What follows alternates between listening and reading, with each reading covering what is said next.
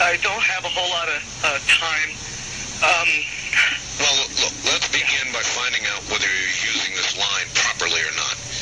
Area 51. Yeah, that's right. Were you an employee or are you now? A former employee. Former employee. I was let go on a medical discharge about a week ago, and I've kind of been running across the country. Oh man, I don't know where to start. They're gonna they'll triangulate on this position really soon. So you can't spend a lot of time on the phone. So give us something quick. Okay. Okay. What we're thinking of as aliens are they're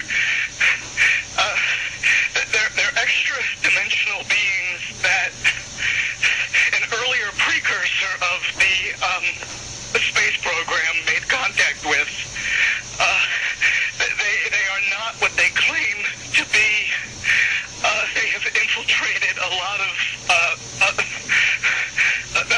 aspects of the military establishment, particularly the Area 51. The disasters that are coming, the military, the government knows about them, and there's a lot of safe areas in this world that they could begin moving the population to now aren't. But they're not doing anything. They are not. They want the major population centers wiped out so that the few that are left will be more easily controllable. Okay, some people think that aliens are from another planet. And some people think that aliens travel intergalactically, to say that they travel as people or pilots in a ship. And some people think that they're from another solar system. And some people think that they created us. And so some people think that they're here to bring about a ancient knowledge that mankind lost or something like that. Some people think that Christ is one of these individuals in a human thing or a human disguise. There are a lot of different beliefs in regards to them. And one thing that has been proven true is that these beings have been deceivers since they first got here.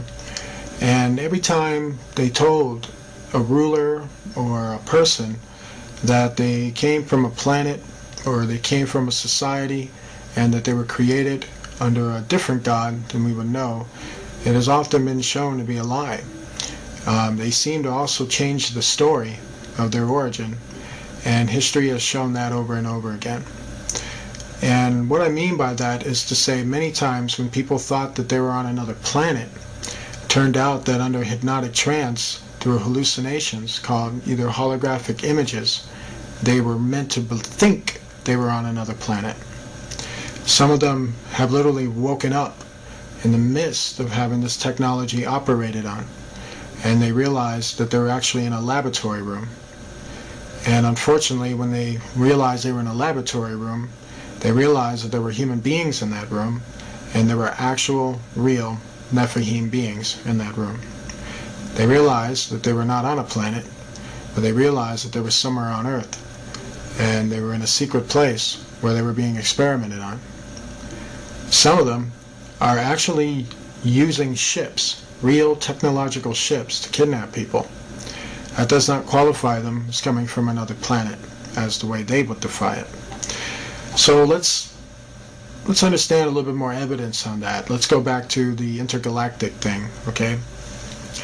If they're from an intergalactic world, let's say they're from 9 solar systems away from us, and they were from a technological world that is 9 solar systems away from us, that world would be far more present than non-existent as we're in that state now. Meaning the traffic would be so heavy that you would see it, and you would clearly see it all the time.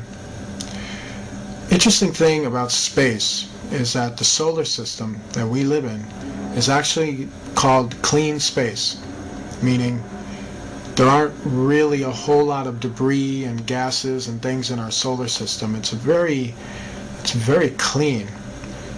But the solar systems that are around us are filled with very dangerous gases, and they're filled with strange anomalies, weird type of rocks.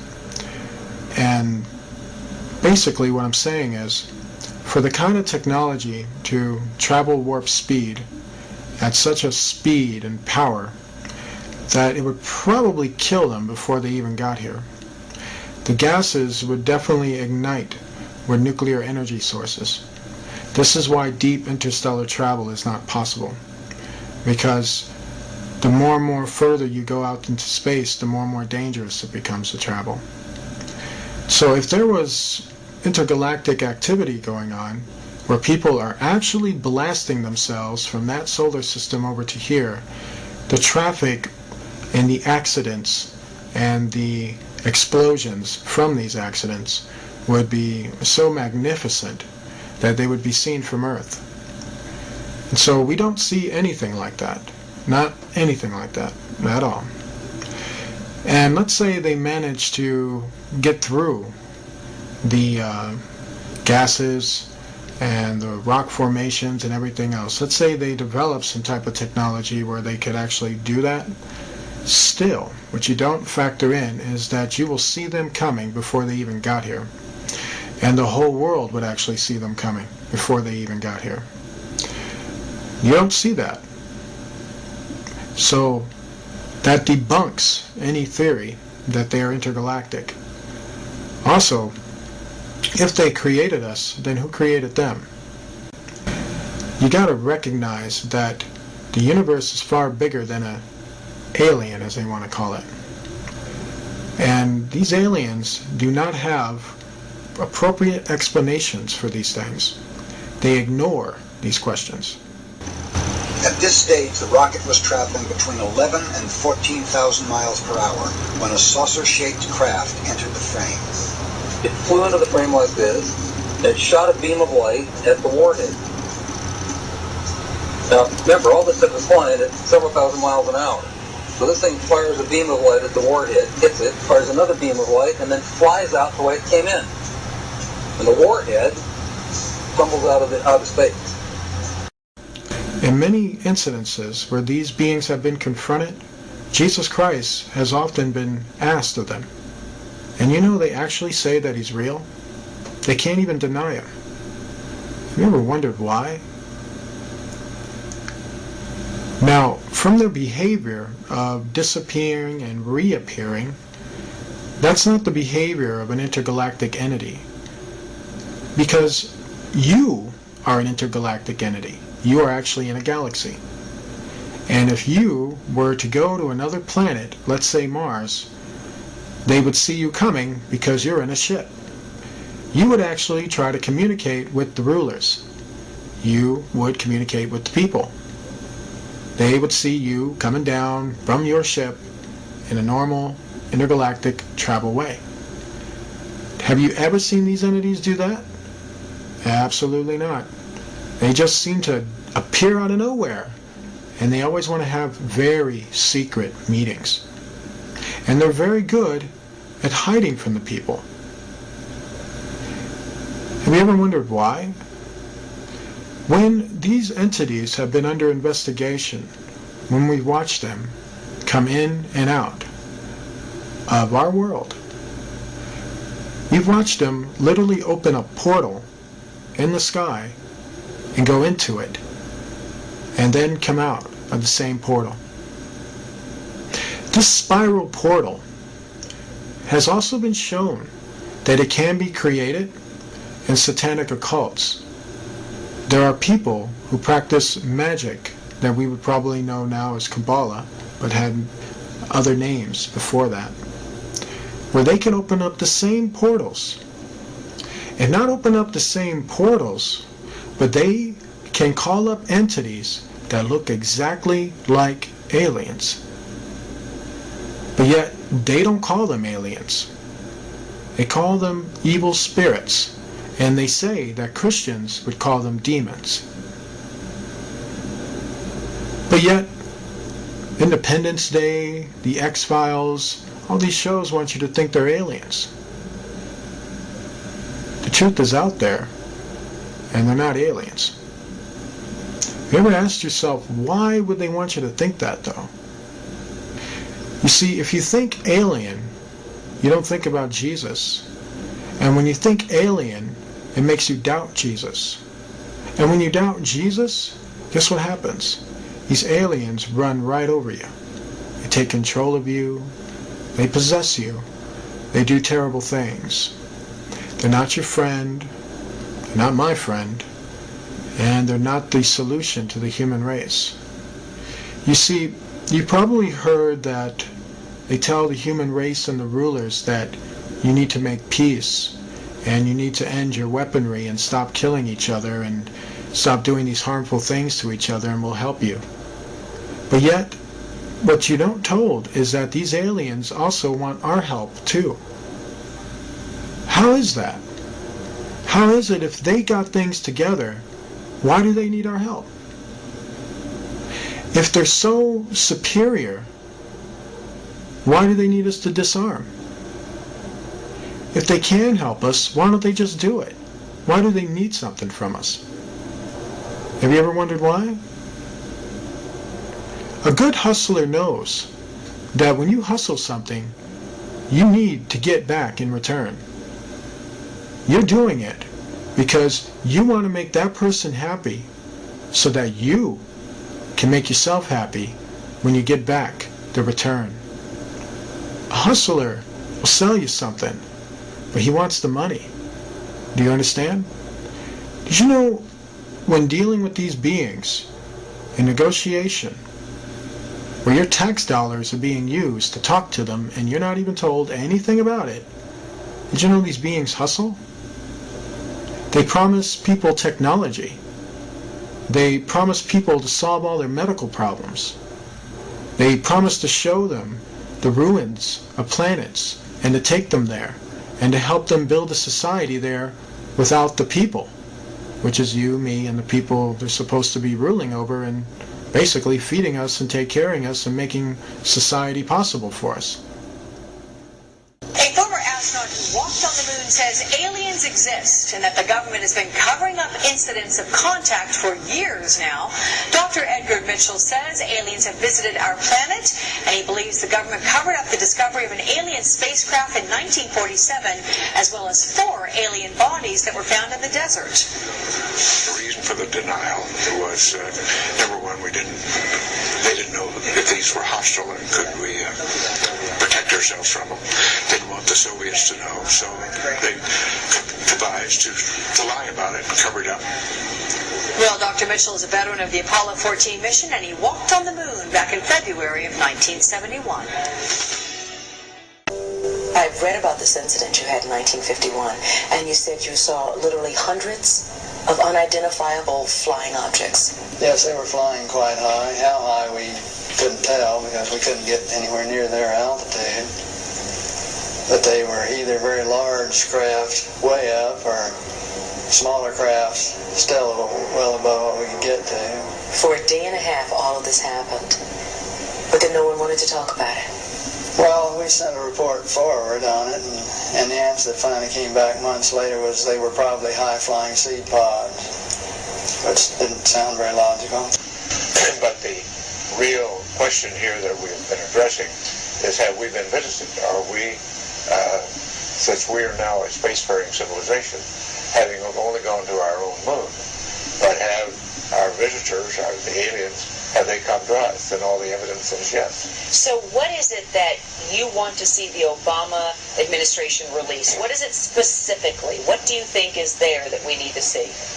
Well, the other nations, and this has been a global phenomenon, other nations in just in recent history, the Belgian nation, the French, the Brazilians, the Mexicans, the Argentines, all of their files have been opened up. And there's no reason in the world why the U.S. files, the leading nation in the world in this period, should have been reticent in opening ours too, except special interest groups. So Edgar, but let me ask you, I mean, for all the stories that have leaked over all the years, I mean, and there's always somebody somewhere that's going to leak something, and if there was really something there, don't you think by now somebody would have said something? Well, it has. people have been saying it all along. But for example, just the explanation to the Roswell incident has changed every few years, and a new story comes out. If it were really that simple, if it weren't what it really was, you wouldn't need all of these various stories coming out. And so the attempt to cover this up and to disguise the issue and create misinformation and disinformation is very well recorded. And the documentation from very fine researchers like Dr. Robert Wood and his son Ryan, who've investigated all of the early documents, all point to the same story. Hey, we're not alone here. We've been visited. There's a monolith there, a very unusual structure on this little potato-shaped object that goes around Mars once in 7 hours. When people find out about that, they're going to say, who put that there? Who put that there? Well, the universe put it there. If you choose, God put it there. There's a monolith.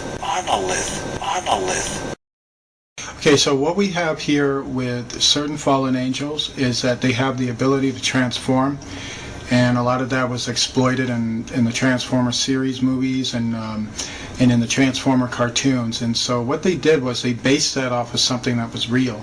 And so what we have with fallen angels is not what people think. It's not the touched by an angel version with these guys.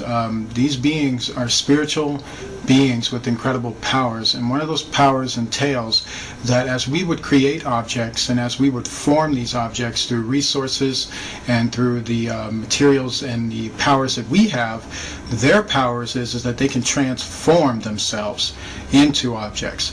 And so we're talking objects that look like space-age vehicles and planes. We're talking about objects that basically look like other entities. They can transform into a creature. They can transform into a ship. They can transform to even look like the implements that we have. They can literally transform themselves to disguise themselves as a car, as a plane, and as a lot of different type of objects. There's really nothing they can really do in terms of transforming. We do know that when it comes to the fallen angels, they don't have as much power as they normally would in terms of their transforming abilities, but they do have them at a very good length. So they're not totally depowered. And so a lot of them like to transform into ships. A lot of them like to transform into certain objects. A lot of them like to transform into basically UFOs, basically planes, basically other looking creatures. And sometimes it gets sporadic. Sometimes they kind of, from a lot of the transforming and using the powers that they use in our dimension, and it kind of weighs heavy on them. They can't always maintain it. They can't always maintain the form or the shapes that they take, and sometimes they go a little crazy in the atmosphere. And then sometimes that's caught on camera, where they're just like morphing into like a UFO and then a dragon and then other types of forms of spiritual reptilian looking helixes, if you will, combinations of different forms. For instance, you'll see some transforming from a UFO into a dragon-looking creature and then back again, and then it disappears and then comes back again. And when it's doing that, what's happening at that moment is that it's freaking out because it can't maintain its form in our dimension, and they don't want to go back to the other dimension they just came from. So they try to struggle with it. And sometimes when they come into our dimension, they're pretty set in their form or their shape, and they're able to maintain it for probably long periods of time before they end up dissipating, and then another group comes in. And so there is a weakness to them, but we don't have the weapons to really combat them, to tell you the truth. I mean, fighting them is like throwing sticks at them. It's not going to work. You can throw a nuclear warhead at them, and that's not going to work. You can shoot bullets at them, and that's not going to work.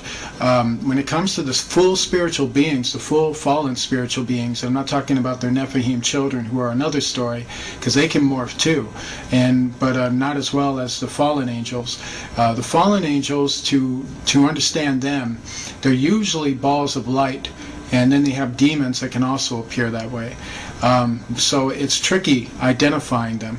But one thing that you can do is when you pay enough attention to them, or if you spent enough time observing them, you start to notice how the demon lights are not as transformable as the fallen angels. Fallen angels are, they can basically transform within seconds and disappear within seconds. And the demons, or the spiritual demons, they seem to maintain a certain form, and then they're known to just basically dissipate a lot quicker. And so that's probably the only way you can tell on that end, when it comes to these beings. Aliens are two types. Aliens, is what people will know them, are actually fallen angels. And fallen angels have more power than people think. They're more creative in their deception than people think. Fallen angels like to pretend to be aliens. They'd rather you think something different other than what the truth is. And then you have the Nephilim, who the Bible says were the children of the fallen angels. And they too still exist, and they too have been mistaken as aliens. And so what we have, like in the time of Enoch, when the book of Enoch was talking about it, it very much confirmed that there was a time when these beings lived on earth, and they came from a dimensional world, and they actually came, through portals, basically. Enoch saw them coming from another world, literally another world beyond our world, and that has nothing to do with the solar system or the galaxy or how we would know the universe. This universe of theirs is behind our universe, and they can open up doors, spiritual doors, basically, portals that have spiral shapes, and they resemble 666 shapes, and they basically come through the portals. And when they do, they tell people they're aliens, or they tell people they're gods, or they tell people that they came from Jupiter or from Mars, and they tell people they're going to solve all their problems. And then when people deal with them, and this is our rulers, by the way, our rulers make deals with them, and even if it involves hurting us, they'll make those deals with them. The globalists don't believe in Satanism. They believe they're contacting interdimensional aliens through the drug use and through the electronic interface, and they believe, and actually write about, Ray Kurzweil, all of them, that they're going to merge with the machines, blast off into hyperdimensional space. And that's why they're so crazy. That's why they want to get rid of us. That's why they're smiling and giddy and acting so nuts, because they believe, if you're a psychiatrist and are hearing this, understand, whether it's real or not, they believe they are in contact with these entities and are being directed by them. That's why they're so evil. And the entities are telling them eternal life, total power, total control, everything you could ever want. Just kill everyone. Set up a world government. Build this design we're telling you. Build what we're telling you. Build this. Build this. Let us through. Build the Hadron Collider. Open the dimensions. Let us in. We're going to really help you. We're friendly little guys. They'll think for 1 minute they come from a planet. Next thing you know, well, we didn't come from that planet. We came from another planet. And, we didn't come from that planet. Oh, yeah, we did come from a dimension, but... You know what I mean? And so they lie. They've been lying for like centuries. So the thing is, when you look into them, when you really, get some guts and decide to, investigate them and find out where do they come from by simply, doing the things that investigative science taught us, which is to investigate, origin, investigate matter, investigate movement, investigate all these things that would make a person or defy what a person is. How you can tell something is a dog and what a dog does and where a dog goes and what a dog eats and what a dog does in terms of, its lifestyle. And so when you do that with so-called alien study, guess what you find out? You find out they don't come from another planet. You find out that they don't move galactically. You find out that they move interdimensionally. They move through parallel portals. When we talk about like Enoch, when we talk about what makes Enoch so important, why, what's the big deal about Enoch, why is everybody going toward the book of Enoch? There's two reasons why. What happened in Enoch's time is happening now in our time. And that's scary, because what happened in his time was pretty messed up. Okay, so what we had that occurred in Enoch's time was that there were rulers that were on that earth, powerful rulers who were worshiping evil spirits. These evil spirits told these rulers that they came from another planet and that they were going to solve their problems for them, and that there was more God than just the one true God.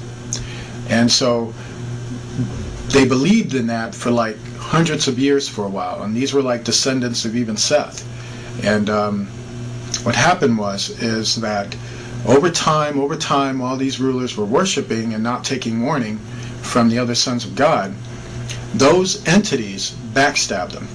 And what happened is that the more and more the rulers worshipped them, and the more they got control over what they did, it allowed those entities to enter further and further into our world, to the point where they received enough energy and enough permission from these rulers to literally enter our stratosphere.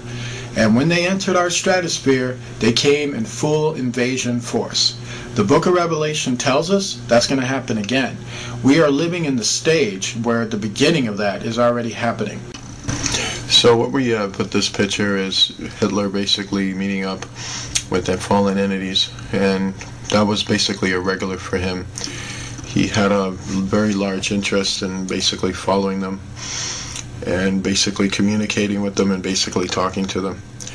And these beings were, very much part of the plan and the destruction of World War II. You'd be amazed at the fact there was a lot of attacks in World War II that they actually took part in, that history tries to cover up or tries to bury. I mean, if you look back at maybe 15 years from 9/11, so many people will have a different view and a different explanation to that. But when it all comes down to it, the Bible tells us that fallen entities are involved in our leaders, and our leaders shake hands with them and greet them and, are happy to see them. Hitler is also very much involved with the 13 council members, and so he's very much a guy who reports to them. And this is one picture that you're looking at right here. This photograph was actually snapped, I believe, during an attack at Antarctica, if kid you not. Hitler didn't die in 1945. He actually died later on after World War II because he was hidden in that base for a while. This was a photograph that was shot of one of the UFOs, if you will, one of the Virginia aircraft planes that attacked an aircraft carrier. Right before it decided to unleash a hail of missiles on it, one of the soldiers snapped a picture of it. And these are the things that you got to really wrap your mind around, because when you don't wrap your head around it, you're going to get very caught up in it. This is also the same deal. What you're looking at the bottom with the heat source is very much the fuel injection of the plane, or the Virginia. This is also another photo shot of the Virginia. And what you're looking at right here is kind of what I'm talking about here, is some of the engineering components of some of these Virginias. They have a circular fusion type of power, and it's right at the center of the Virginia. And basically fusion, that's basically using type of nuclear fusion with water, and basically sends it into a lot of hyperactive speeds. And it's just very, very advanced, and it's just to show you just how advanced we were in World War II, which would even implicate to you now just how more advanced we are now, and how so much of that is not shown. And what you're looking at here is another case of that. You can see how sleek they build these Virginias, and you can see how well they've gotten to the point of building them. They're nowhere near to the point where they used to be, but they've gotten there now. A lot of this was help from the fallen angels, because our rulers by that point did not have a lot of mental capacity behind this, and so they had to be retaught how to rediscover their own inventions, which is very sad. But it's the making of their own doing. If you look very closely at this, you'll notice I believe it's a 50 cal machine gun that was built at the bottom of this one. And what you notice with these things is that they're usually machine guns that are basically placed inside the Virginia, and then they're released to come out and then to be used against upon other people, basically to open fire on people. And this to show you the military strength of these things. You have something as well here. You got a guy standing on top of one. And what you have here is also another one too. And as you can see, it's pretty much parked there. If you notice the Rolls Royce that is near this UFO, it's to show you that, you know, the elite were the ones that were privy to this type of stuff. They were the ones that were there to watch it and look at it and examine it and admire it. And what we have here is the same angle, same deal. And this is probably one of the very well-known ones. And one of the things I need to mention about this thing is that a lot of the times when they were launching these Luminias, a lot of the Luminias were to be launched to go into the planets, basically to the moon, Mars, other places, other secret locations on Earth. Many times they called in witches to basically conjure up demons for them, to guide them or direct them certain portalways that they would fly the instruments into and then come back in and out. A lot of the things in their world is not what you would think. It's a lot more worse than that. And same thing that you have here. You had one basically hovering up about with airplanes basically hovering over it. And what you have here is another base basically. It's a design of a base, but it's basically a design of an energy source. If you look at all the contraptions that are connected to the triangle points, those are called energy bars. And with these energy bars, basically, they're like giant transformers that can fuse powerful energy. And they all connect, kind of like a wiring. And all the energy will be centered to the center of the main core of the energy source. And what you're looking at here is what they used to do with pyramids a long time ago, and now they've invented these circular type formations. And all these things are about energy sources and advanced technology. This is also a blueprint of a Luminia, how to build one and how to construct one. You'll notice some things about it. Luminias usually are about, they have basically 3 levels or 3 floors. You have a top level where that's where the operations, flying, things like that. And you have a bottom level. One is for laboratories. Another, well, laboratories will be at the bottom, and the middle sections are their homes, basically where they sleep in and where they rest. And this is a model for a really big giant one. This is the Nazi base, and what we have with this base, it's very old. It was built in the starting building construction on it was in the 40s, late 30s to the 40s, and right now it's one of the most advanced colonies on the moon. It has technology that would literally blow your mind away. Right now there's about 2 million people living on there, on that base. It's actually a city, and it's very, very big, very huge. You have literally advanced space-age technology there. It's one of the last things left of the Reich Empire of Hitler. It's now part of the Rothschild Illuminati colonies, and they control it right now. And it's basically their moon base, and it's just very, very advanced. The swastika building, as you're seeing, is very huge, and there's so much more in that area that's very much shrouded in the darkness. But if you were to get on the ground level, you'll see just how huge and massive this thing is, and just how big it really is. The top part of it is a huge satellite on top, and just very, very advanced, filled with aircraft hangars and all kinds of other advanced technology there. Basically, they almost live in a Star Trek world there. It's quite interesting. What we had here with the astronauts doing this was that they were setting up mirrors, and what they were trying to do was, they know that in the occult that certain mirrors scare off evil spirits because they don't like to look at themselves in a mirror, which is another reason why evil spirits like to appear as the host or some other entity or person. Their real true form is so horrifying that it even horrifies them. And so that was the aim at setting up the mirror. But the mirror was so, how do I say, it's so amateur. They were basically using folding mirrors, and just wasn't a smart idea. I think it was just more done out of panic. One of those things you do where you're so scared, just figure out the next thing to do. And what you have here is the same deal. They were basically on a base, and they're in basically a facility that's mostly underground, but it has a few bases on top, a few housings on top. The government really hates this picture. They hate it for a lot of reasons, because it's too real. You notice the golf club there, and that was from the fact they were playing golf at the time. Basically to, I guess, I don't know, to relax their nerves. When they were told to get off the moon, they found it absolutely offensive that they actually came up there to play golf, which is why Americans are not welcome on the moon, because they're considered to be ignorant, and they're considered to be rude.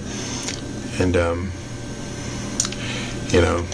I haven't seen anything that could tell me otherwise. This is like another shot of their getting confronted by fallen beings. Notice this pit right here. They were basically filming the animal life underneath the caravans of the moon. There's a lot of species on the moon. A lot of people don't know that. There are beings called selenites who have wings. There are reptilian creatures that are under there. They resemble small little, from what I understand, they resemble small dinosaurs or small dragons. They're very, very small. And this type of species, they have one for the moon, and there's another species like it on Mars. They tunnel under the ground. At the time when they were doing this was a later Apollo mission, as you can tell with the rover they had. And this means it was after Apollo 11. And then when this mission was going down, basically they got confronted by the fallen angels. You'll see them up here. There's actually 5 of them coming around. But every one fallen angel is probably like 20 or 30 of them. Remember, they join themselves. They basically fuse themselves together and travel in a light source. And so I always remember that, like when Jesus said to the demoniac in the garden of the Gardarians, the tomb areas, he basically asked him his name. The demon gave one name. He said, "I'm Legion." One name, but yet we are many. But this is to kind of show you, like when Beyonce says, "I'm Sasha Fierce," there's a whole lot more people to Sasha Fierce. And so that's kind of what you have with aliens too. They travel in the same way. Same thing here. You have 2 of these beings coming up the surface, and basically there too. Basically I have a similar thing, got a light source showing an odd spectral being in the air, and more spectral beings here. Very similar to what I'm talking about. You see how they travel close together. You got one here, and then you got one here. The Bible says that they're beings of light, meaning spiritual beings. And these are also pictures of basically them covering up moon structures. This is NASA telling you there's nothing up there by erasing what's actually up there, so that you can go home and think there's nothing up there, even though you'll never go home and think, well, if there's nothing up there, why are they doing this? What's the point of this? Why would you do that? That's basically to show you that they're hiding what's up there. They don't want people to know about what's going on there, what the deal is, and stuff like that. So that's why you have a lot of these buildings that are just being basically covered up. Same thing here. What you have here with this structure is that it's a ruin, a very massive ruin, and it's basically a temple. And from what I understand, it's very, very huge. The structure is probably a good 5-6 miles wide. We're probably going up to about maybe 15 miles high. It's very, very huge. And it's one of those structures that hardly ever gets talked about. But very, very powerful indeed. And We have more of the same type of thing here when they were basically landed in this area here. This is when they were filming the abandoned city, or the ruinous city. It was a city made of metal and crystal. I kid you not. Many of the buildings had huge giant holes in them, or they were halfway destroyed or hanging. They were mostly ruins. They filmed and actually shot photographs of this massively wide buildings, massive area, and had to cover up the whole entire thing with pitch black. But because there was so much crystalline in the photograph, a lot of people were able to just use a lot of infrared and a lot of other camera ways to bring out the images that were being covered up in there. So with the greenness and the blueness and other things, you're starting to see that there was something huge, something quite massive that was there, that the astronauts were to go there and basically extract technology from there and basically film it. What's so heartbreaking about that is that you won't see that in the National Museum. This is back to what I'm talking about here. You'll notice it here. There's a big opening right here, and when the other astronauts on this mission, with some who actually leaked some information, came from the radio transmissions. The radio transmissions revealed that they walked through an opening, and when they walked through an opening, they were basically walking on a platform opening, and they were underneath the structure. And when they looked, they were able to see more of the city and what it looked like. They said this opening structure was made of metal and crystal, that there was metal pillars holding it up, while the rest of it was just crystals. And they basically just walked straight through it.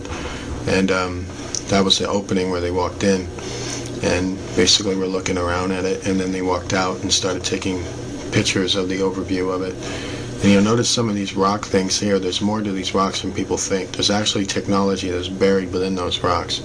So what they had with this area was that there was a lot of ships ingrained in the dust in the ground of the area, and basically they were taking pictures of the structure that was around them. But what's so shocking about it, if you look how small this astronaut is and how large the structure was, you really start to grasp the architectural skills of the old world was mind-blowing.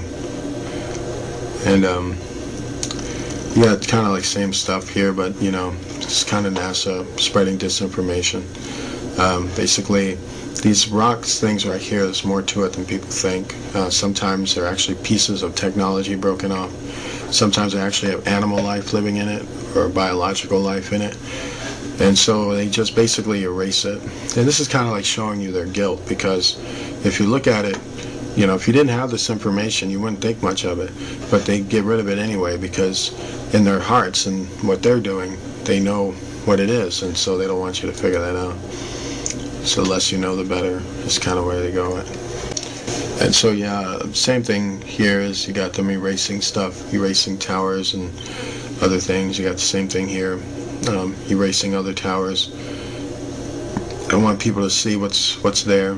This was actually a fallen angel, and what it was basically doing was being very intimidating. It shapeshifted itself into a giant ribbon, and these are just other questionable areas where it's got moon bases on it. There's other activity there, activity that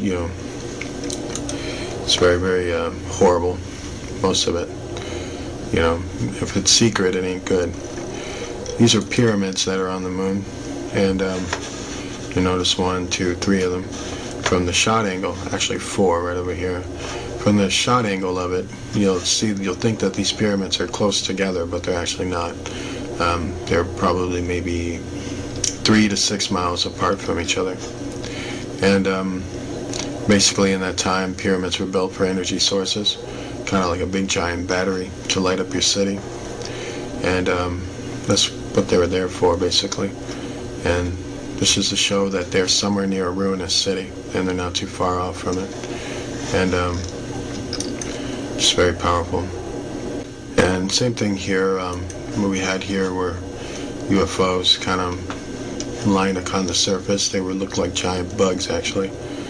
And basically these things started to pop up when these astronauts started to take pictures. This is one of the major reasons that spooked them to get off the moon. Many of these astronauts, actually, when they went to the moon, a lot of them thought they weren't even coming back. They were that scared by it. Basically, I have more same thing here. We have a statue of from what I understand, a goddess-type ruler with a sword that's been broken off. We see the handle of the sword here, and you see its blade end right over here. Very interesting because it's old world metal, so it'd be kind of interesting to look through that a little bit. Very, very interesting indeed. We have here was a Viminia ship.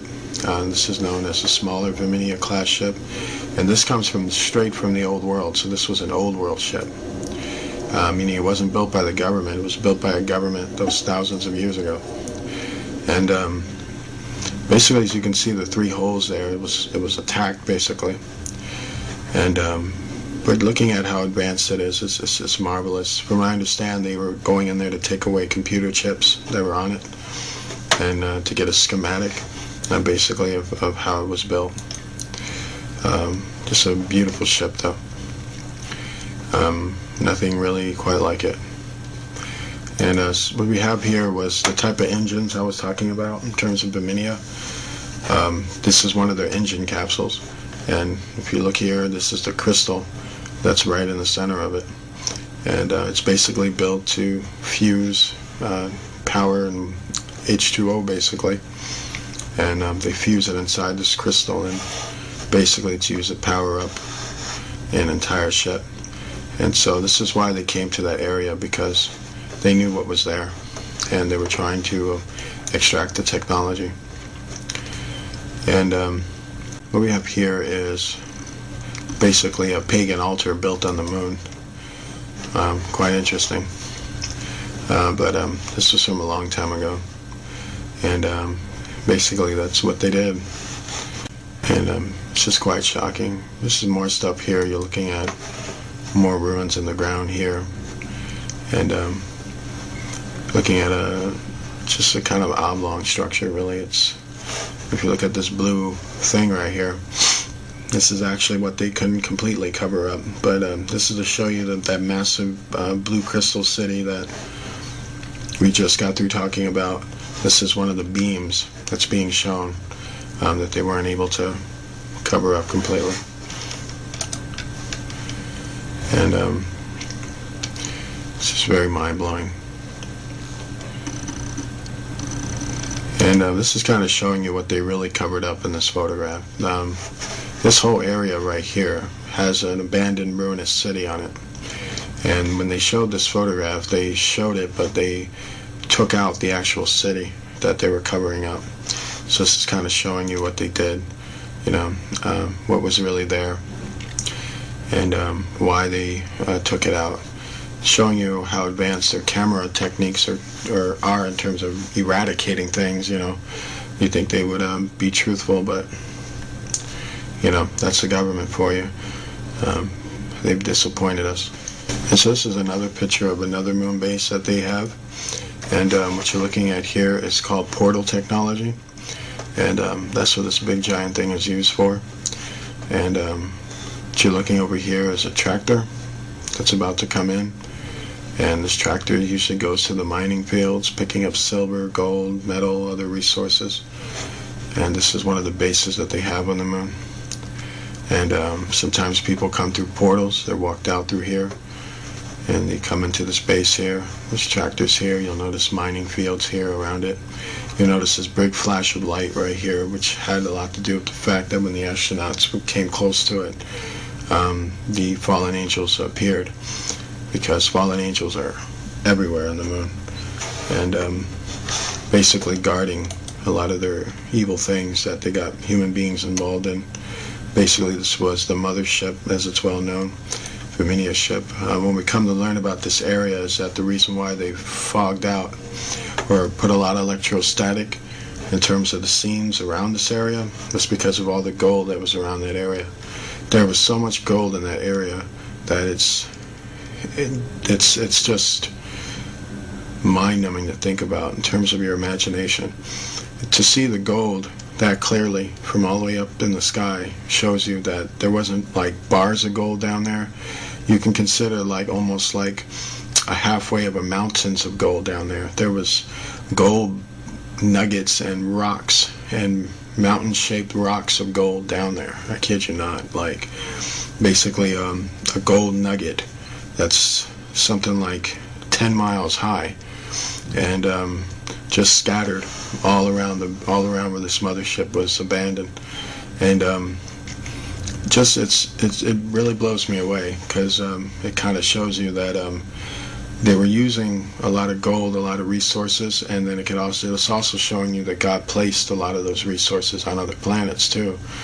And so what we have there was basically, it was a hot area, and that's why Apollo 20 was needed, and that's why the other missions that they did led up to Apollo 20, because they wanted to get that gold, that technology, they wanted that area.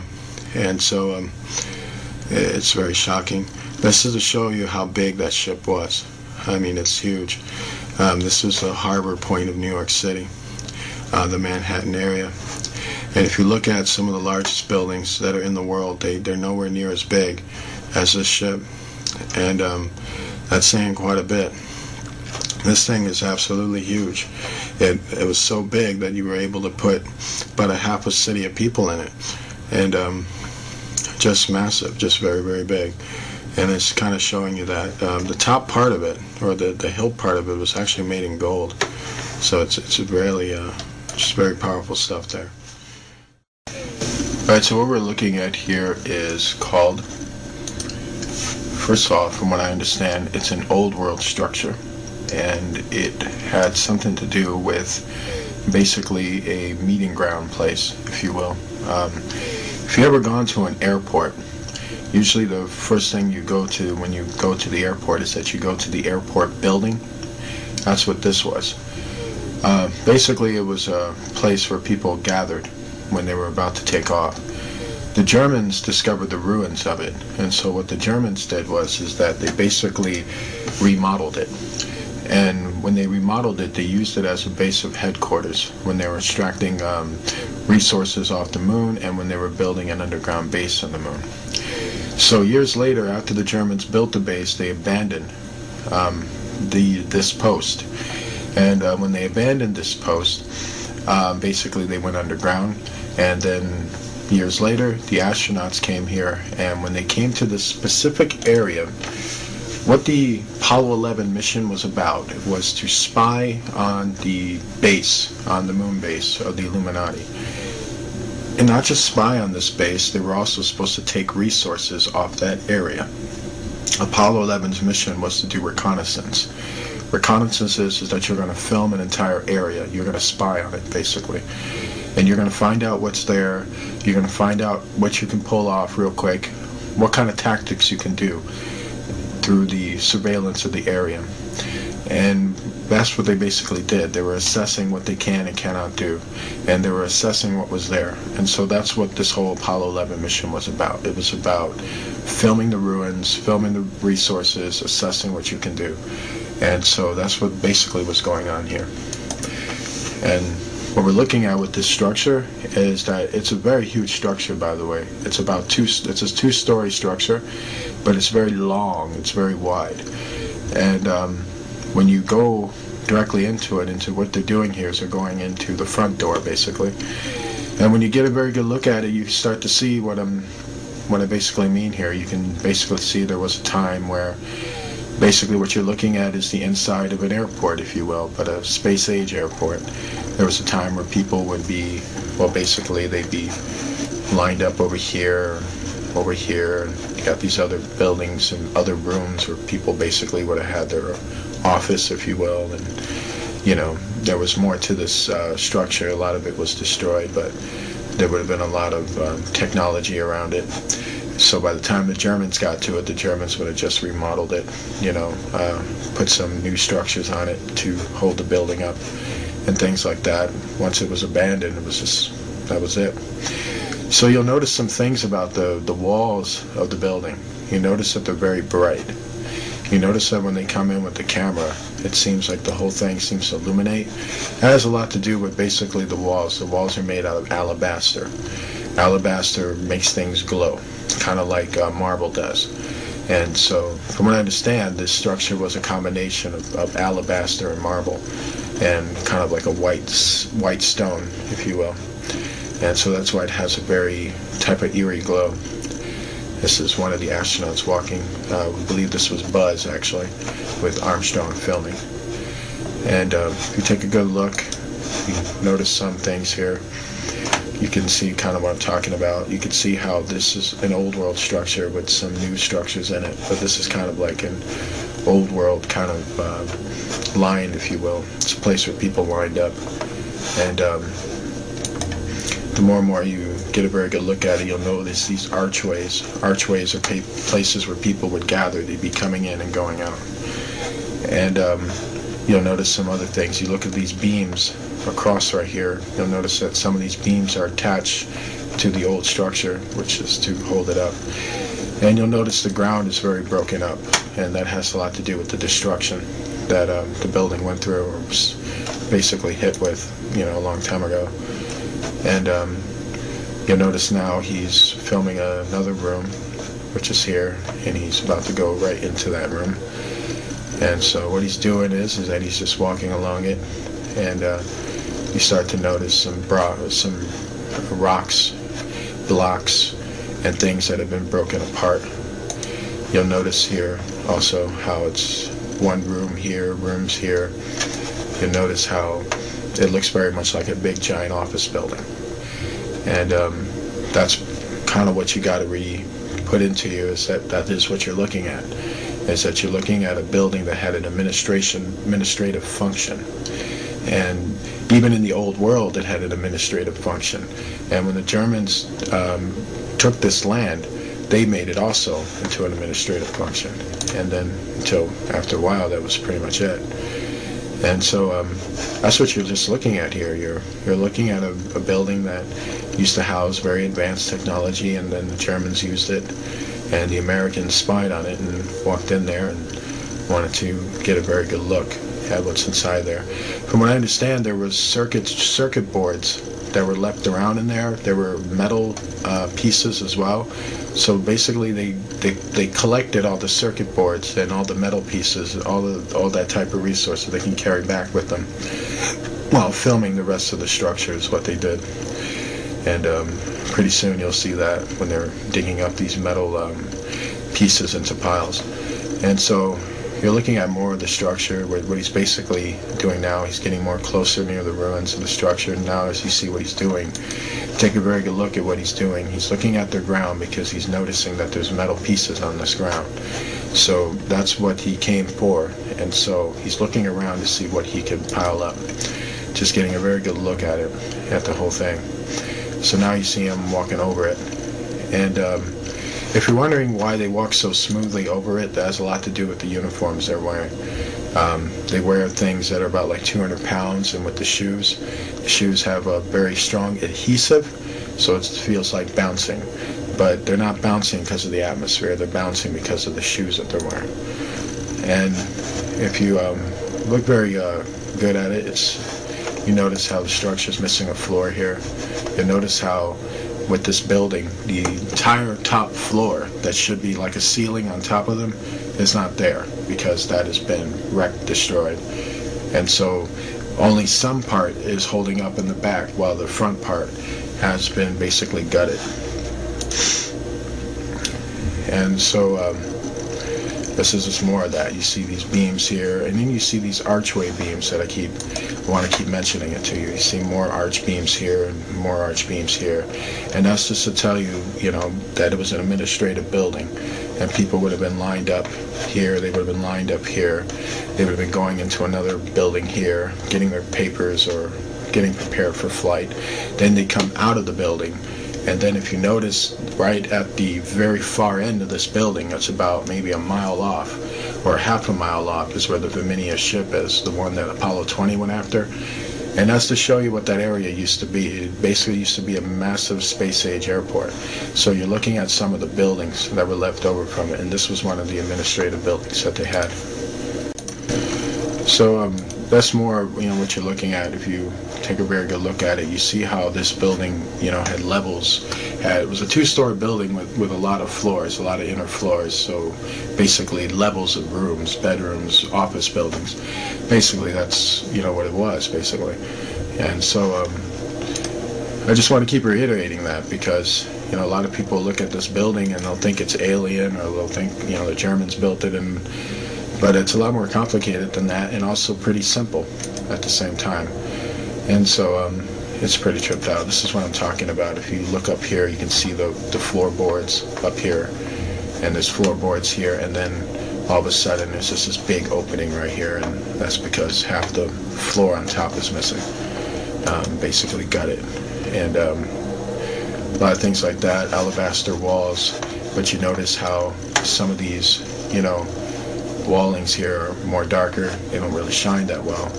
And so that's to show you that the Germans had to, like I said, remodel. They had to put some of their raw material on there to kind of hold the building up so that they can use it. And this is Buzz in the middle of it. And, it's a funny thing with Buzz is that right at this point, when he's standing in the middle of it, just looking at it, what was going through his mind is the fact that he just could not believe that this was there. Like he's just mesmerized by the fact that somebody built this here before he ever got there. And now he's thinking also, man, I got to go back and tell the people that we're the first ones on this moon and there's nothing here, while he's in the midst of the truth. It's a very eerie moment for him. And if you notice how still he is, he's just standing there, just looking. And so it's just to kind of give you the insight of, what's going on with him. He's just really mesmerized by what he's seeing. And it's got a good look shock at it. You can see how big this building is in terms of width. It's a width building, definitely. But it goes for quite a bit. Like, you got these tunnelways that are going all the way, or hallways, if you will. They're actually hallways. And going all the way down and all the way down. You see how long this building was. It was probably close to about a mile long. And it's very, very huge in terms of that.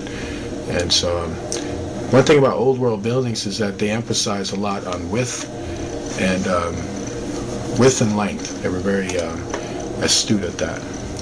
So that's what you got going on here as well. Also, you'll notice there's more hallways here. More doorways, hallway down over here. It's another section over here. It's just mind-blowing. Top of right here is actually the main ceiling right up here. And it's kind of a box-shaped structure, an oblong box-shaped structure. And once again, Buzz is just more in awe. You notice how slow he's moving now, kind of looking around at it, just kind of in disbelief, just, really blown away by what he saw. You're looking at it right here. This is another hallway point, and where they're at, their module is right over here. And so that's what they're basically looking at. And you notice how this room is designed. It has a very interesting type design, the design is very interesting. Every time I look at it, I can tell with old world structures, they were very into being creative, and so, but not too far off from what we would build a structure as. It's kind of like the same style, same format of how we build our buildings. So it's very powerful stuff, and the more you get a look at it, the more you're really floored by it. Okay, so you'll notice that they're on the outside. They're actually filming in the inside, something on the outside. And this is their module, so one thing you gotta ask yourself is, what's this thing? Right up here. Now that is quite interesting, because it's actually outside. And so it's a little weird. It probably has a lot to do with the entities that are up there. And they did describe that the entities were hovering on top of their heads. So that could have something to do with that. Very, very weird indeed. And That's probably why he's filming the module right now, because he's getting worried. Okay, this is what I was talking about in terms of picking up metal fragments and circuits. Now, if you notice what he's doing, if you take a very good look at what he's doing, that's exactly what he's doing. He's collecting up circuits, he's collecting up wires, and he's collecting up metal pieces. And he's basically piling them up so that they can basically take them out of there. And that's what Mr. Buzz right here is doing. He is basically trying to pile them all up together. And quite interesting. And the reason why it's dark there is because there's just not enough light. And this is a computer composite of what the structure looks like. If you take a very good look at it, it's very, very big.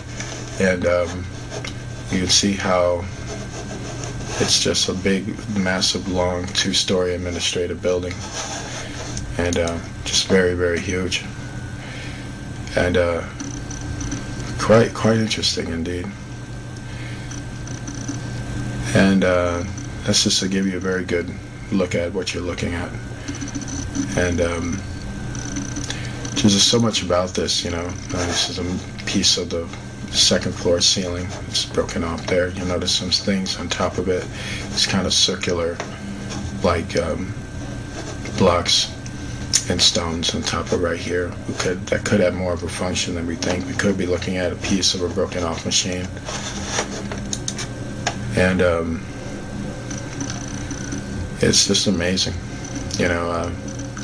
Very sad when you look at it too, because you know you realize certain things, and you know you realize what we lost due to sin, due to rebellion against God. We cost ourselves quite a bit, and you know the earth is temporary. Even the planets are. None of this stuff is going to last. You're not going to see this stuff in eternity. And believe me, you don't really want to. The place is haunting, by the way. If you have the astronauts who talked about it, who covertly talked about it, spoke about the feeling of being haunted, you know, the feeling of something was on their back or on their shoulders, looking at the apparitions of the fallen angels being haunted by them. So the moon is very much haunted. So right now we're going to show you a female body that was found on the moon. And this came from Apollo 20, which was a very covert mission. And it was done between Americans and Russian astronauts. And this mission was the last known mission to the moon in terms of the American involvement of it. And this is the body that you're looking at right here. And you'll notice some things about the body is that you'll notice these tubes that are connected to her eyes and her mouth and to the center point of her head. These tubes are actually flying devices, and they are devices that are attached to the neurons of her mind, basically. They had a technology back then, a long time ago, where they were able to pilot things almost seemingly using their mind, but they were using technology that was attached to their mind to send out basically a particle ray to operate computers that would lift the ship into the air. And so basically that's what you're looking at are piloting devices that are attached to her face. And if you get a really good look at her, you'll notice her skin is very much in place. The people in the ancient world lived for a long, long time. That means that their skin texture was far more powerful than ours, meaning they didn't decay as quick as us. As they lived for thousands of years, it would also take thousands of years for them to decay. And so that's why her skin is still intact. Also, the fact that where she was, it was highly cold. She actually was frozen to death. So when you add that in there, it pretty much you can see why her skin is very much attached. And there's other things you'll notice about her. If you notice, the rims around her hair are quite curly, and you'll notice some of that there, and you'll notice some in the back shot. Basically, those are braids, and she had braided hair. And if you take a pretty good look at her, you'll notice that her facial features resemble someone of quite great beauty. She was known as a very beautiful woman in her time. She is also the pilot of this ship. and her body was the only one that was intact at the time when they found the other bodies. They found other bodies next to her, but they were in pieces. She was the only one that was intact. We got a very good look now at this implement right here. You can see a piece of this technology which is attached to the center of her head, and you can see how the tubes are all attached to the eyes and then attached all the way to the bottom. So what you're kind of wondering is that what she's doing is, let's say when she's piloting the ship, she's giving commands with her mouth, and those commands with her mouth are then being fed into the tubes into her brain. And what it is that there is a machine that is attached or can send a signal from that machine all the way into this device in her head, which would then send the commands to the ship, sort of like being on a cell phone and talking on that cell phone and powering the whole entire ship through it. Very advanced communicative technology. So advanced it makes a person look like they're psychic almost, but there's just technology. And that's a very good look at the device here and here. And this is just mind-blowing technology, just very mind-blowing. You got to really wrap your head around it. You know, here are more of the braids that are pretty much frozen. Her whole entire hair was frozen in, and you just really got to wrap your head around it. The people in the old world in the time of Noah lived in an advanced state of technology, and so the way they looked, the way things looked, are not what you would ever saw them as. There has been a lot of science fiction films, but the truth is so much of them are disinformation that they never really showed you the raw, real appearance, they knowing of what the old world used to look like. And if you notice how her mouth is in an expression of fear or kind of an expression of panic, it's because she was frozen to death. So apparently she was basically in a state of terror at the time she died. This is one of the astronauts trying to find a way to remove the tubes off of her face without damaging her face. He's trying to find a way in there. I want you to take a very good look at this note because it's very, very important. This is actually a piece of paper of the ancient language of the old world. This was the language that we used to speak a long time ago. This was the language that we had before the Tower of Babel, that incident that busted up all the languages of the earth. This note is written in cursive writing, and what you have up top of here, and this is from an analysis of the note. We have not been able to translate the note or figure out the components of the lettering. We have been able to figure out its vocal intention, however, and we have been able to figure out that it's a note styled after the type of notes that we see today. Basically what you have up here is a name and a date. And what we have here is a very long explanation of something that we don't know. But vocal contention is that they spoke many, many words in a row. Like a sentence that we would break down is probably one long continuous sentence for them in the way they spoke.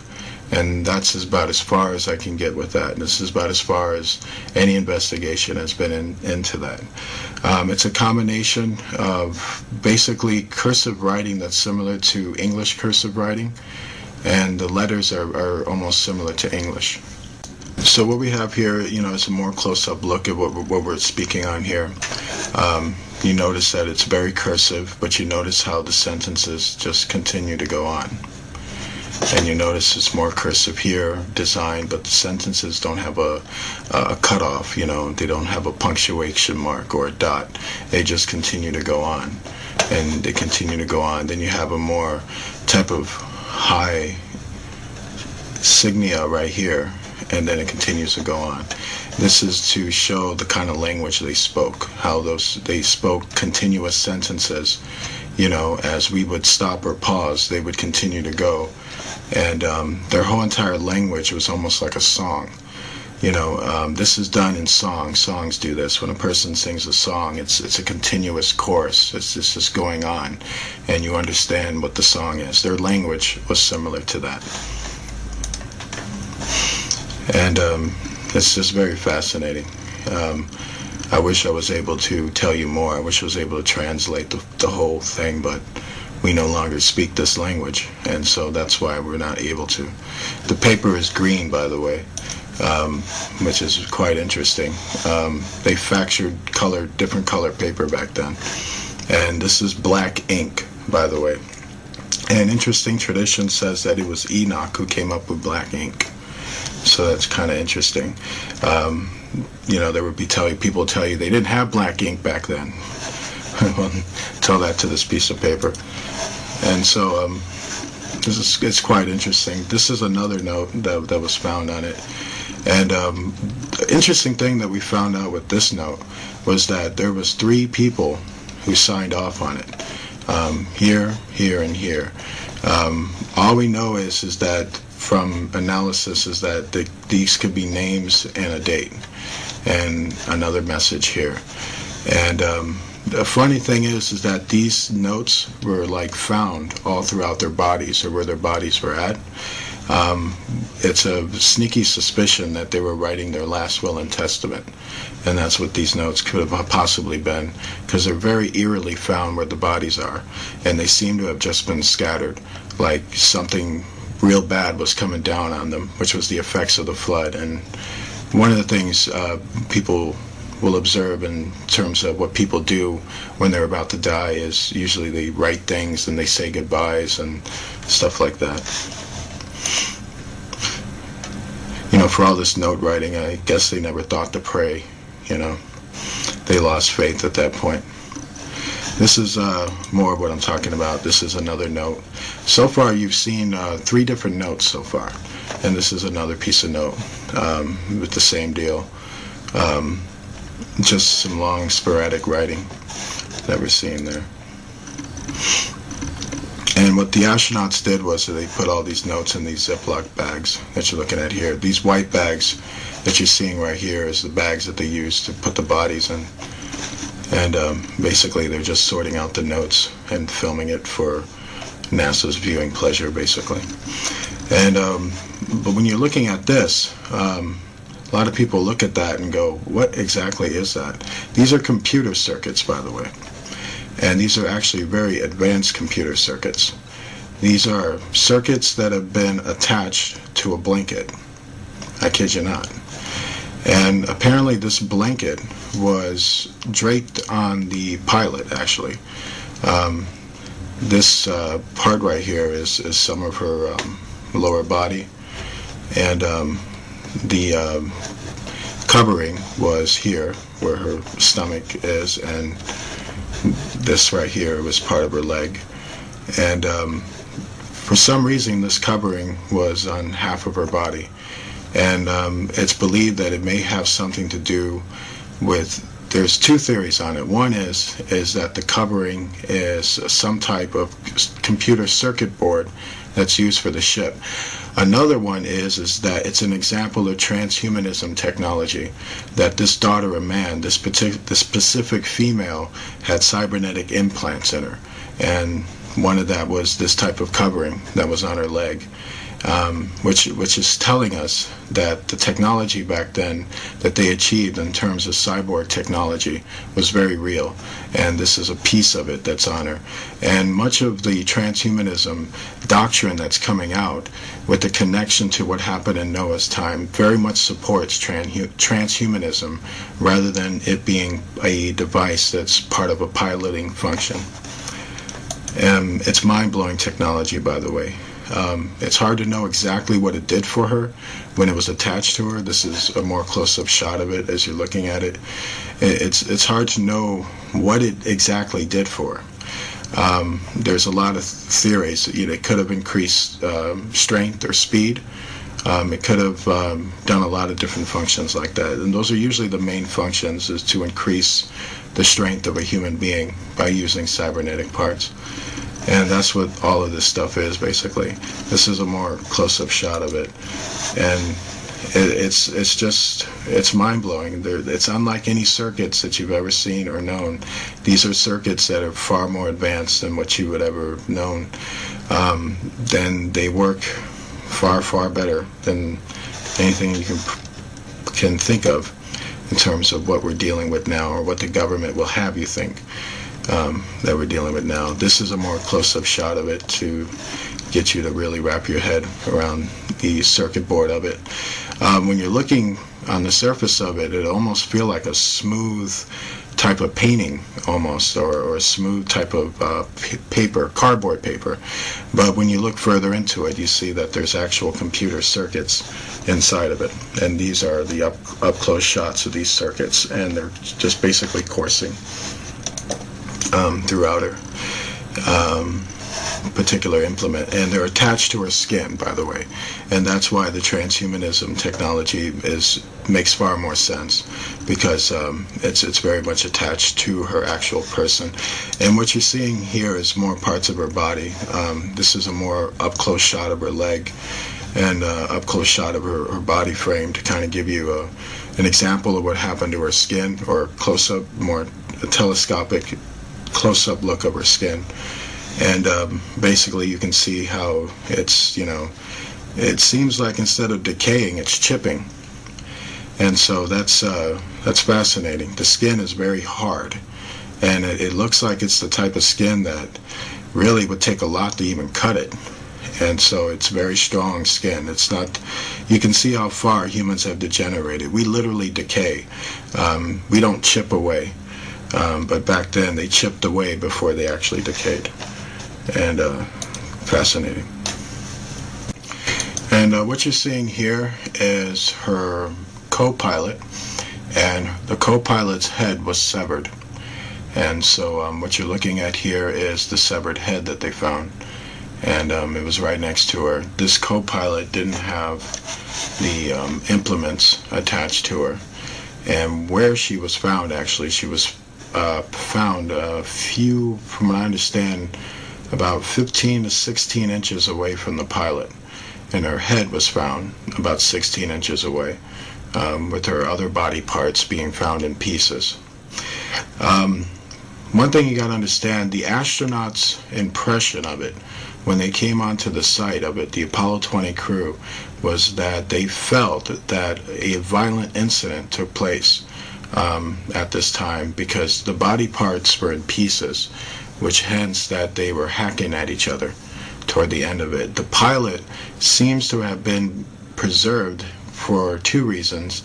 She may have been the captain, and having privileged knowledge, she may have tried to get away while this was happening, and but basically wasn't able to escape. The meteorites that blew open onto the moon caused a freezing on the moon, that basically if anybody who didn't get taken out by the blast was going to get taken out by the freezing effect. She seemed to have survived the blasting effect, but got caught in the freezing effect, which happened pretty much simultaneously right after the blast. And that's as far as it's known. And what will eerily shock you is that a lot of old world technology that's found all have traces of a violent disturbance that had taken place on it, from having laser holes blasted into them, from bodies being found in pieces and being found in suspicious ways, showing that they were in a state of panic and violence at the time that the flood effects were taking place. And so much of that is, you got to really wrap your head around that these people were living in a very violent society. This is an after shot of when they removed all the tubes off her face. Right now, they basically got her on Apollo 20, and so this shot right here was basically to show you the after shot of when they had it all removed. They had a female doctor who was with them as an astronaut, and she was the one who removed the tubings off her face. And key things to note is that when they removed the tubes off her face, they said that this ooze, this type of eerie ooze, was oozing out of her eyes and out of her nose. They believe that that might have been part of the cartilage of her brain and the flesh of her eye. That at the time when she died of the freezing effect, it affected the circuits, and that would have fried the inside of her organs in her brain and her optical eyeball. And so that was the oozing stuff that came out. And that's why they don't open up her eye, because there's nothing in there, basically. But we get a very good look at what she looked like. And we can see she was a very beautiful woman when she was alive. She has very voluptuous lips and all that stuff. She's gorgeous. A friend of mine kidded me and said that it looked like Angelina Jolie.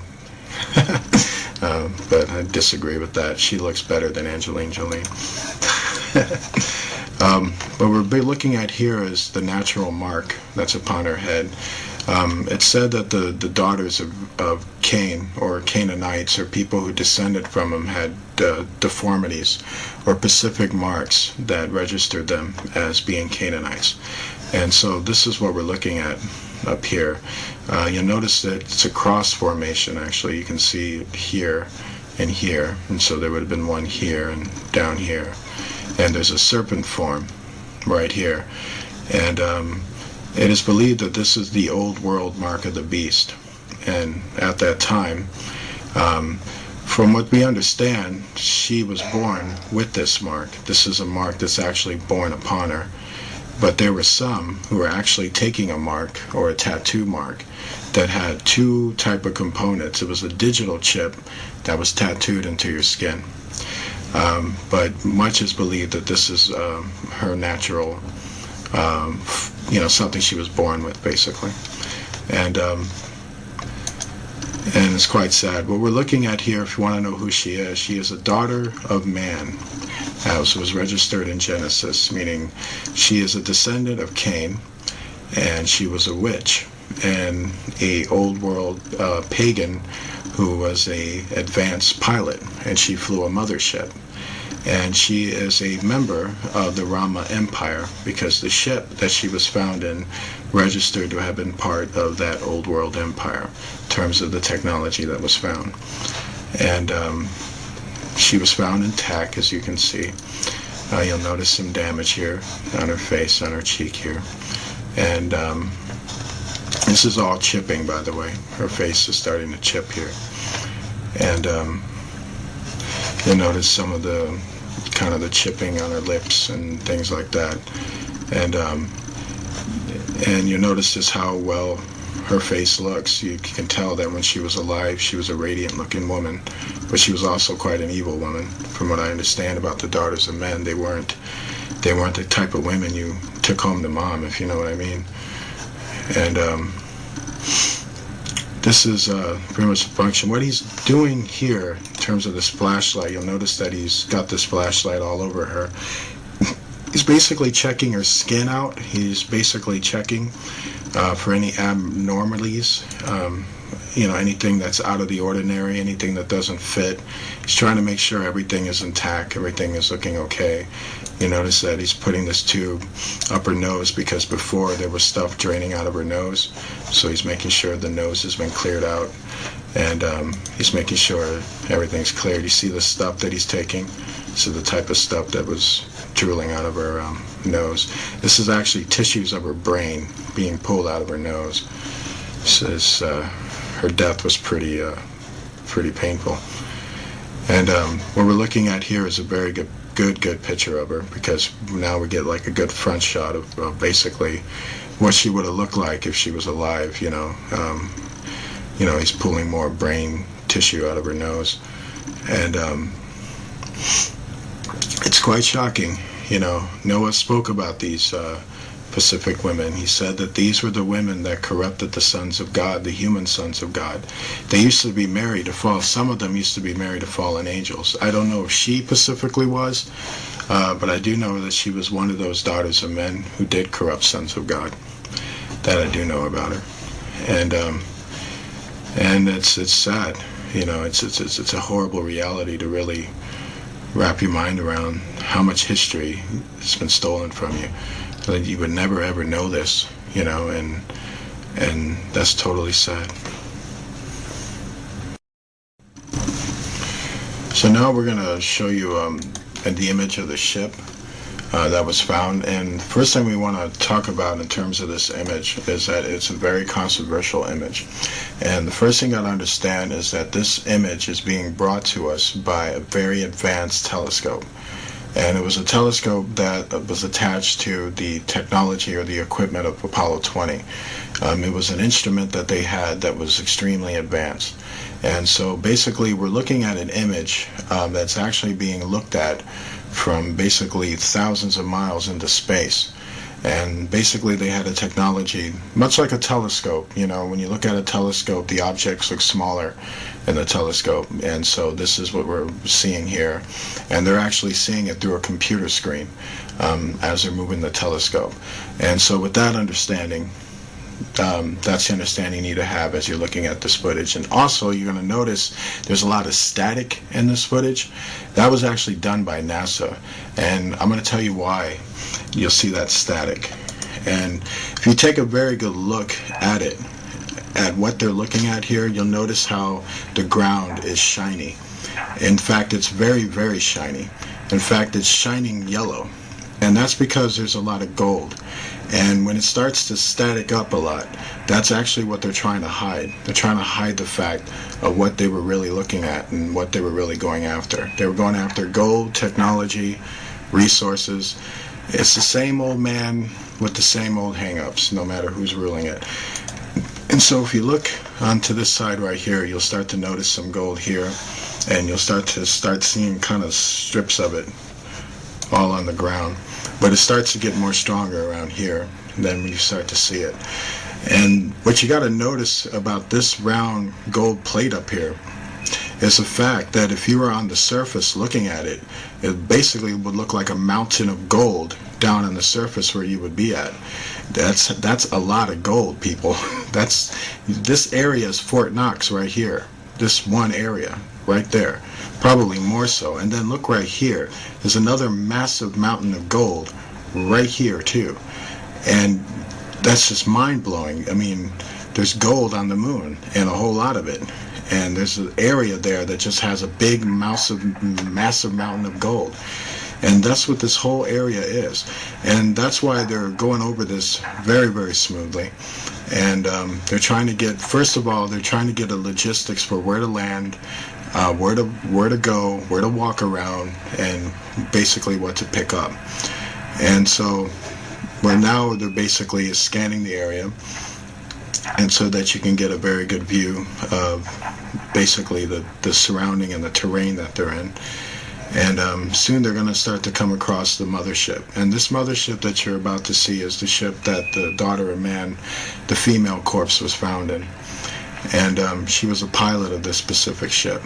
And the ship seems to have been in the hangar, or its hangar. The area, or this area that the ship was found around, is believed to have been some type of airport, basically a space-age airport, that was basically decimated and destroyed. And so if you're looking now, you see a lot of these meteor rocks, as you will, and they're all over the ground now. You see them here, and basically you see them everywhere. And these are not natural rock formations. This is the sign of a great devastation that took place in this area. These were the rocks that were shot out of the earth like meteors, and they scattered all over the moon to destroy it. And so that's what you're seeing, is these massive holes in the ground.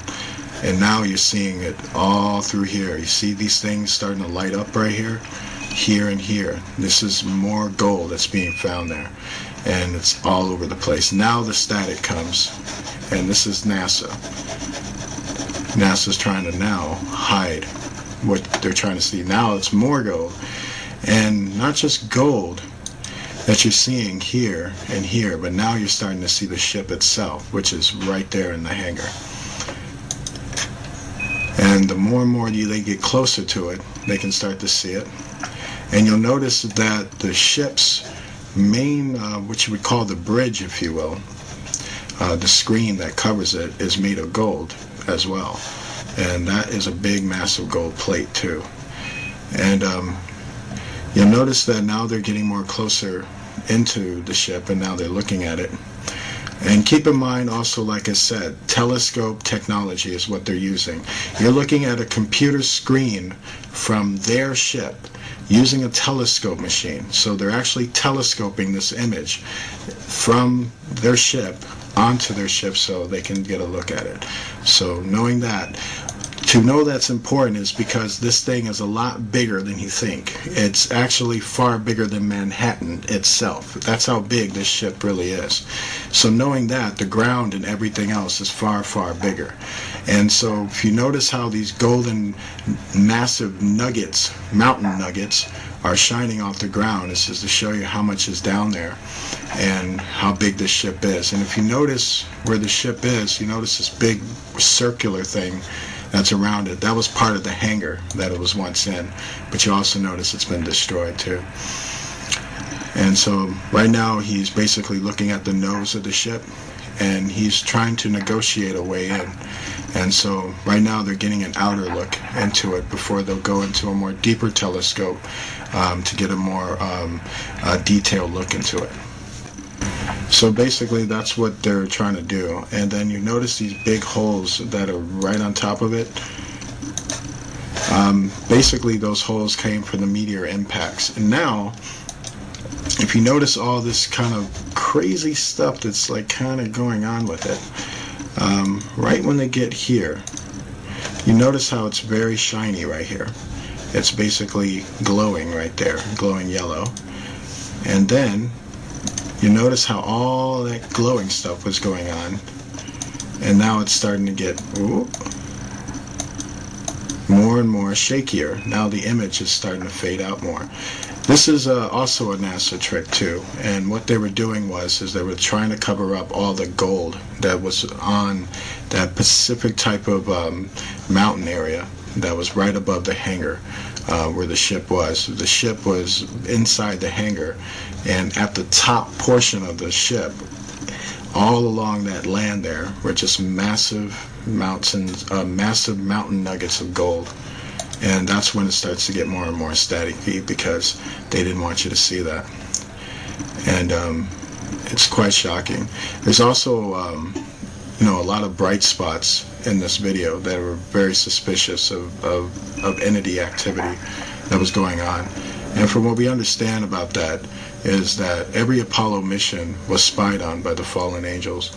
So they haunted them and many times harassed them when they were doing their missions. And so you're noticing more of it. You see more of these kind of gold contentions here. And you see right there, right at these areas right here, they're just kind of scattered all through there. And it starts to get more and more foggier. But you start to catch it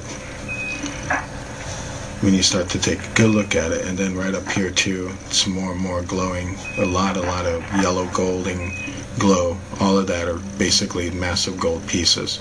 And with the light, basically all that lighting, that red-blue lighting that keeps happening every time they focus the camera over there, that was NASA's effect on that, basically trying to cover up what the camera was catching. And so that's why it's basically glowing all those reflections.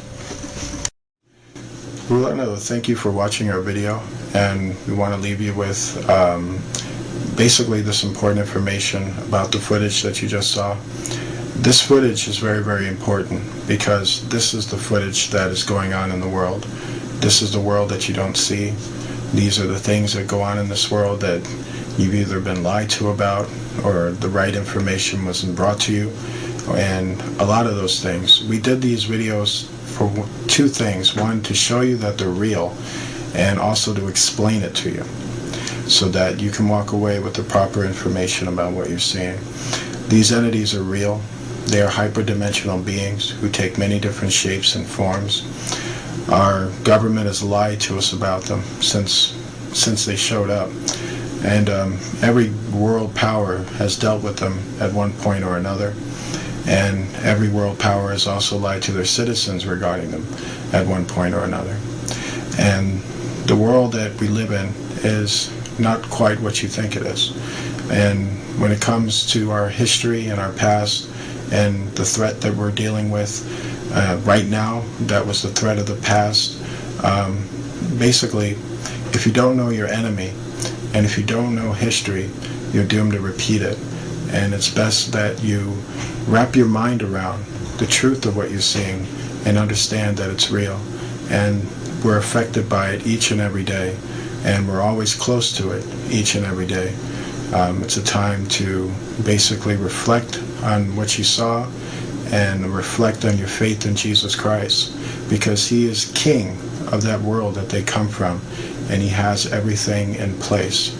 It's a time to really take what you saw and realize that the Bible supports this. This is the reality the Bible's been talking about, and this is what you've been denied in church. Church should be teaching you this stuff, but instead we have to.